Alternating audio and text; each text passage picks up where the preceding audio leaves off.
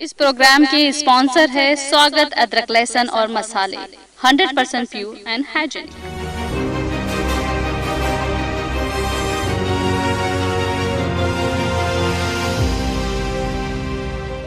السلام علیکم، آداب، میں خلیل فرحت اور آپ دیکھ رہے ہیں پروگرام ٹوڈے ان ہسٹری۔ آئیے دیکھتے ہیں آج 26 مارچ کی ہسٹری۔ آج ہی کے دن یعنی 26 مارچ 1169 میں فاتح بیت المقدس اسلامی تاریخ کے عظیم جنگجو سلطان صلاح الدین ایوبی ایجپٹ یعنی مصر کے حاکم مقرر ہوئے تھے۔ اس سے پہلے نور الدین زنگی کے یہاں وہ فوجی افسر تھے۔ مصر کو فتح کرنے والی فوج میں صلاح الدین ایوبی بھی موجود تھے اور اس کے سپہ سالار شیر کوہ صلاح الدین کے چاچا تھے۔ اسی زمانے میں انہوں نے یمن بھی انہوں نے فتح کر لیا۔ نور الدین زنگی کے انتقال کے بعد صلاح الدین ایوبی حکمرانی پر فائز ہوئے۔ 26 مارچ کو بنگلہ دیش آزادی کے دن کے طور پر مناتا ہے۔ سن 1971 یعنی 1971 میں 26 مارچ کے دن ہی بنگلہ دیش نے پاکستان سے اپنی آزادی کا اعلان کیا تھا۔ 1947 میں انگریزوں سے آزادی ملنے کے ساتھ ہی برٹش انڈیا کو بھارت اور پاکستان میں تقسیم کر دیا گیا تھا۔ آزادی کے بعد مسلم اکثریتی آبادی والے علاقے کو ملا کر پاکستان بنا۔ پاکستان کے دو حصے تھے، ایک بھارت کے ویسٹ میں ویسٹ پاکستان جو سیاسی طور سے زیادہ طاقتور تھا، اور دوسرا حصہ بھارت کے ایسٹ میں جو ایسٹرن پاکستان کہلایا۔ ویسٹ پاکستان میں سندھ، پٹھان، بلوچ اور اردو زبان بولنے والے مہاجر رہتے تھے، جبکہ ایسٹ پاکستان کی آبادی بانگلہ بولنے والی تھی۔ ملک کے راج کاج میں ایسٹ پاکستان کی زیادہ نہیں چلتی تھی اور یہ بات وہاں کے لوگوں کو نہیں بھاتی تھی۔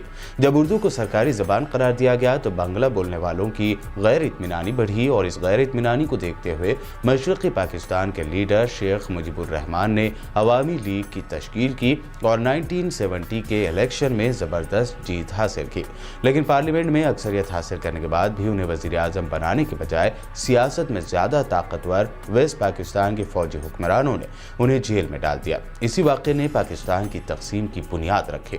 25 مارچ کی دیر رات صدر مانے جانے والے بنگ بندھو شیخ مجیب الرحمان نے بنگلہ دیش کی جدوجہد آزادی کا نعرہ دیا اور ملک کو آزاد قرار دیا۔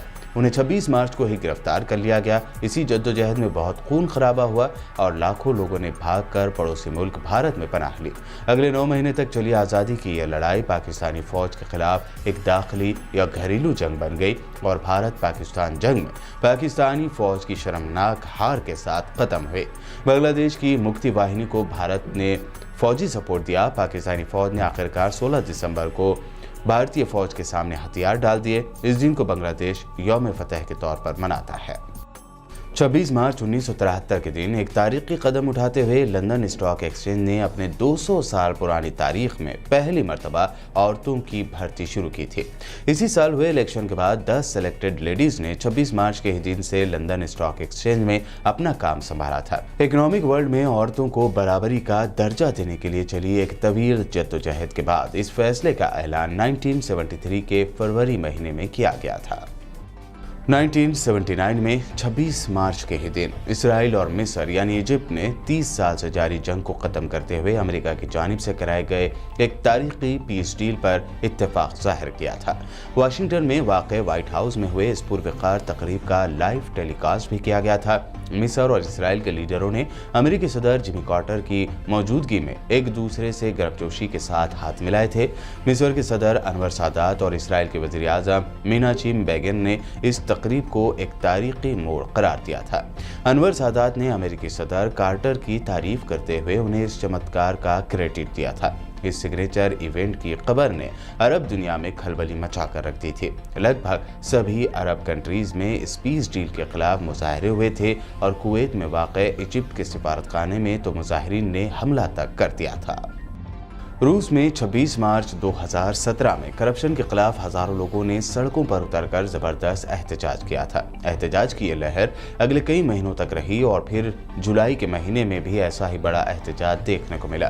روسی حکومت نے کرپشن کے خلاف احتجاج کرنے والے اپوزیشن لیڈر الیکسی نوالنی سمیت 1000 کے قریب مظاہرین کو گرفتار کر لیا تھا۔ احتجاج کی یہ کال اپوزیشن لیڈر الیکسی نوالنی نے دی تھی، جنہوں نے اگلے سال ہونے والے صدارتی الیکشن میں حصہ لینے کا اعلان کیا تھا اور نئی نسل کو آن لائن مہم کے ذریعے سڑکوں پر لانے میں کامیاب ہوئے تھے۔ 26 مارچ کے یہ تھے اہم تاریخی واقعات اور مختلف پرسنالٹیز کی شارٹ بایوگرافی۔ یوٹیوب پر BPN چینل کو سبسکرائب اور فیس بک پر لائک ज़रूर करें।